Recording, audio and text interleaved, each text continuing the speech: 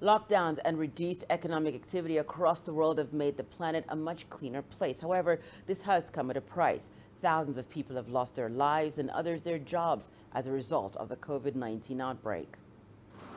The streets are quiet, factories are closed, and the skies are clear. For years, the world's nations have been fighting to reduce carbon emissions. It took this drastic action to save the planet. Early modelling in the European Union shows that emissions may fall by 10% against the EU's overall 2020 emissions targets. In China, emissions dropped to lows of 200 million metric tons of CO2. Representing on average around 25% decline since the early start of the pandemic.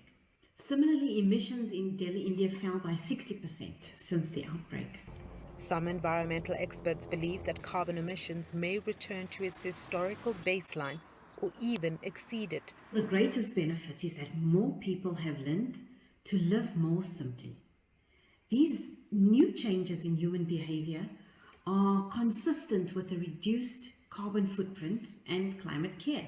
Entrepreneurship, new products, and digital innovations are amongst the other benefits to society at large. But activists warn that once the lockdowns are lifted, countries will need to invest in systemic changes that accelerate progress in order to continue reducing carbon emissions. Once this period is over, we're going to see pollution that is worse than what we saw before we were in these specific lockdowns. We can't work as if we are catching up for the time that is lost now, but this is an opportunity for us to actually reevaluate and see how we can pave a path for a cleaner future. For example, by working from home and telecommuting, e-education and reduced consumption patterns. And as a result, greenhouse gas emissions have sunk sharply, providing evidence that dramatic and rapid improvements to air quality and climate change is in fact achievable. But this victory for climate change comes with trade-offs.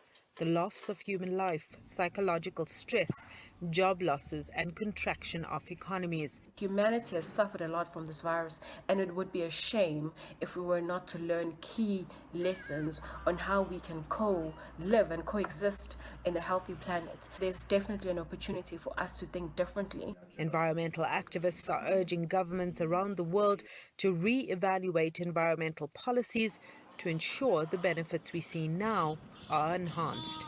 Sumitra Naidu, CGTN, Johannesburg, South Africa.